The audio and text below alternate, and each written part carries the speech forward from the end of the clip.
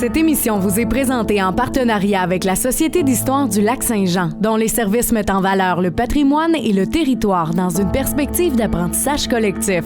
Bonne émission! Mémoire de lieu est rendu possible grâce à la participation financière de la résidence funéraire Lac-Saint-Jean, propriété exclusive des gens du milieu qui accompagne et soutient les familles des gens endeuillés depuis plus de 3 décennies avec respect et compassion.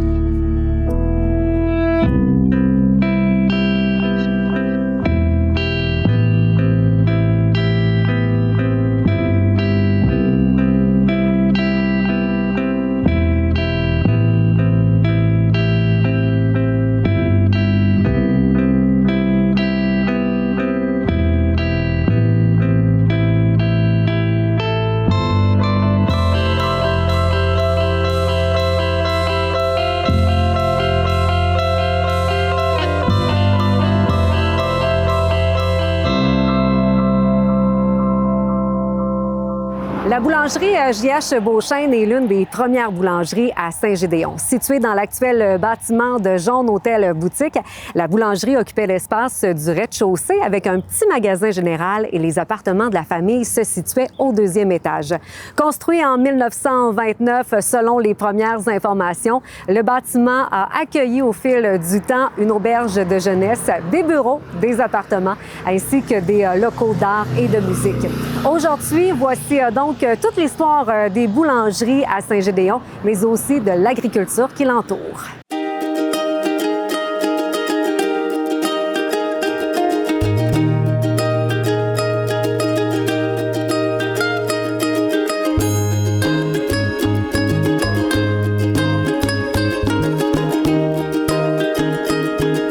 À mes côtés, William Savard, agent de revitalisation au SARP, au service d'aide conseil en rénovation patrimoniale. William, bienvenue parmi nous. Comment vas-tu? Ça va très bien, merci. Et vous? Ça va très bien. On se retrouve du côté de Saint-Gédéon, en plein cœur de la municipalité, sur la rue de Quin, tout juste à côté, l'une des toutes premières boulangeries, la boulangerie J.H. Beauchesne. On aura l'occasion d'en parler un petit peu plus tard. Tout juste avant, faisons un bref historique de l'agriculture. On s'entend que les débuts ont été quand même assez difficiles pendant la colonisation. Oui, donc au tout début, l'agriculture était un peu plus difficile ici. Donc on parle de la période allant de 1864 à 1880. Oui. On va avoir un peu plus de difficultés pour ce qui est de l'agriculture. Et c'est pour ça qu'en 1887, on va avoir la fondation du Cercle des agriculteurs de Saint-Gédéon. Oui. Donc ça va être un organisme qui va regrouper tous les agriculteurs de l'endroit. Et ça va être un endroit vraiment pour pouvoir échanger sur les différentes méthodes d'utiliser le terroir ainsi que tout ce qui est l'élevage des animaux. Bien, ça a été vraiment un cercle agricole productif, là. Je pense que celui-là de Saint-Gédéon était très prometteur. On avait des belles idées. Même, on avait des articles dans les journaux qui disaient qu'il fallait quasiment prendre exemple sur le cercle. Oui, donc on avait vraiment un journal régional qui avait publié un article sur ce sujet. Et vraiment, les terres agricoles à Saint-Gédéon, c'était des terres très fertiles. Ouais. Donc, il y avait une très bonne production qui avait lieu à cet endroit-là. William, dans le cercle agricole de Saint-Gédéon, il y a Joseph Girard, évidemment, qui était là lors de la fondation du cercle. Un homme politique qui a laissé sa marque là, du côté de Saint-Gédéon, qui a été important. Oui, donc ça, c'est un monsieur qui est né en 1852 à Saint-Urbain, donc à Charlevoix, oui, et qui va avoir déménagé ici dans tout ce qui est du grand mouvement de colonisation dans la région. Donc lui, en plus d'avoir fondé le Cercle des agriculteurs de Saint-Gédéon, il va aussi avoir été quand même très actif dans la vie politique. Donc il va avoir été élu conservateur au provincial pendant une dizaine d'années, oui, avant éventuellement de faire carrière au national. Donc, il va aussi être dans le Parti conservateur au national, encore une fois, pendant une dizaine d'années. Il va rester en politique jusqu'à ce qu'il soit vaincu par son adversaire Edmond Savard du Parti libéral qui va prendre sa place dans le comté.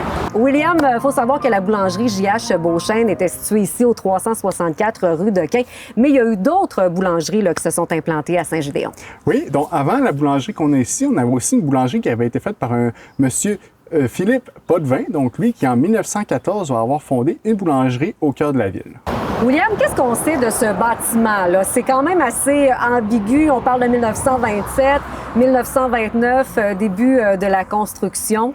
Oui, donc en effet, c'est quand même très ambigu qu'on a regardé au niveau des archives. On sait que le site du bâtiment a été acquis en 1927 par un Isaïe Etier. Oui. Donc, lui va lancer une boulangerie.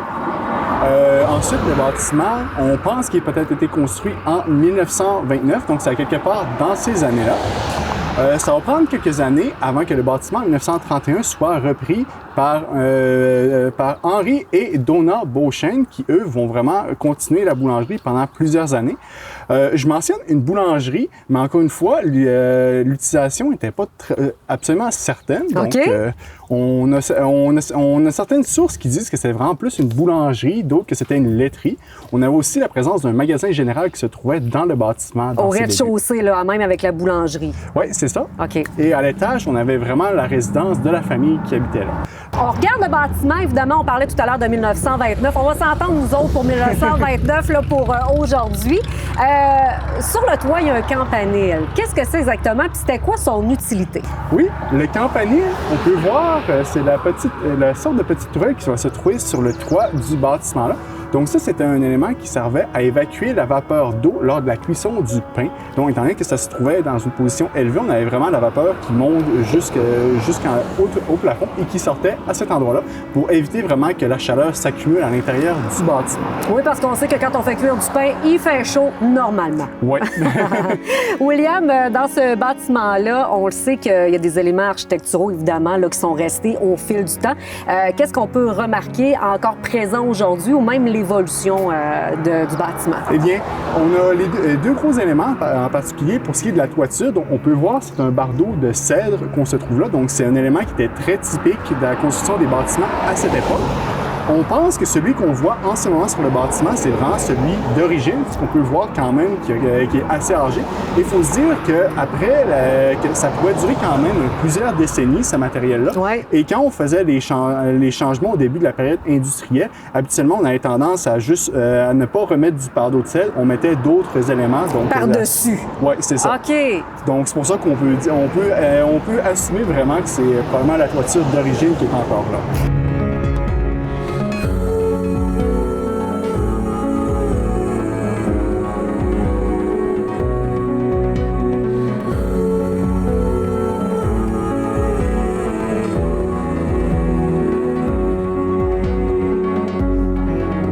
Si on regarde aussi les revêtements extérieurs.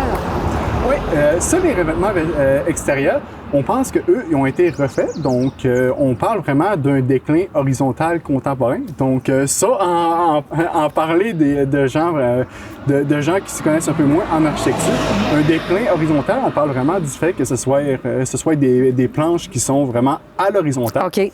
Originalement, on pense que c'était du bois sur les photographies anciennes. Maintenant, ça pourrait être des plaques d'amiante ou vraiment de la maçonnite. Donc, la maçonnite étant une sorte de matériau fabriqué avec de la fibre de bois qui a été pressée à haute température. William, on peut parler aussi des planches de bois sur les côtés du bâtiment. Oui, donc c'est un élément qu'on retrouvait aussi très souvent à cette époque. Ça permettait de protéger les planches de bois, donc ça permettait de garder l'étanchéité du bâtiment. En même temps, ça avait aussi un aspect esthétique qui était quand même très recherché. Donc, on peut le voir encore ici de nos jours. William, avec le bâtiment ici, il y avait aussi une écurie et une grange. Oui, donc l'écurie, on peut encore la voir de nos jours. Donc, c'est vraiment la porte de garage qu'on voit là. C'est exactement vraiment sur les photos d'origine. C'est pareil, quasiment, oui. C'était vraiment l'endroit où on avait soit le pain, on avait vraiment les chevaux qui venaient pour aller chercher le fromage ou le pain. On avait aussi une grange qui se trouvait à l'arrière du bâtiment sur les photos d'origine, mais présentement, on peut voir qu'elle n'existe plus car malheureusement, elle a été incendiée. Donc, le bâtiment a été détruit. À l'intérieur du bâtiment, il y a un four. Les gens qui fréquentent justement le bâtiment, que ce soit l'hôtel ou même le restaurant, le four a toute une histoire. Oui, donc on a encore, autrefois, les fours étaient vraiment emmurés à l'intérieur du bâtiment. Donc, on avait des murs de chaque côté. Depuis, il y a eu des rénovations et maintenant, le four est exposé pour les visiteurs qui viennent à l'auberge.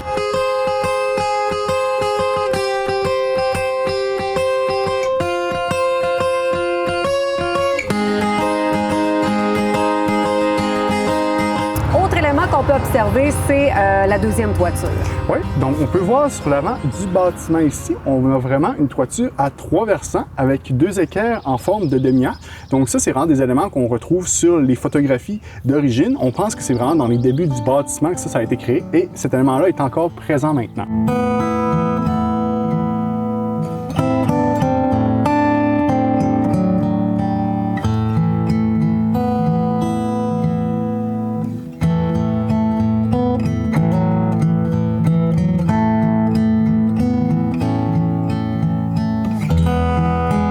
William, au fil du temps, il y a certaines modifications qui ont été apportées. Qu'est-ce qu'on peut remarquer sur le bâtiment actuel? Il y a 2 éléments vraiment qui ont été ajoutés. On peut parler du portique qui se trouve en haut ici. Donc au début, c'était vraiment seulement une galerie qui permettait l'accès à la famille ou à la résidence qui se trouvait en haut. Oui. Maintenant, on peut voir, c'est vraiment devenu un portique chauffé et il y a une petite agrandissement qui a été fait en dessous de ce portique.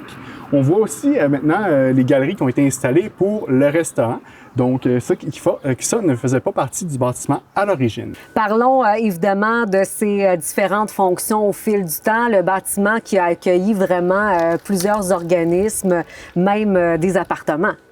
Oui, donc au-delà d'une fromagerie, d'avoir été une boulangerie et un magasin général, il y a aussi eu des bureaux, des résidences et entre autres, ça a été l'atelier du peintre Michel Tanguay pendant près d'une dizaine d'années. Oui, c'est vrai. L'auberge de jeunesse aussi pendant quelques années. Oui. Il y a eu beaucoup de choses finalement. Oui, beaucoup. Et aujourd'hui, là évidemment, comme on disait, c'est genre hôtel-boutique avec un petit restaurant aussi. Donc voilà. Merci beaucoup William de nous avoir raconté l'histoire de ce bâtiment de 1927 ou 1929. On va dire qu'on va s'entendre là-dessus. Merci beaucoup. De rien, merci.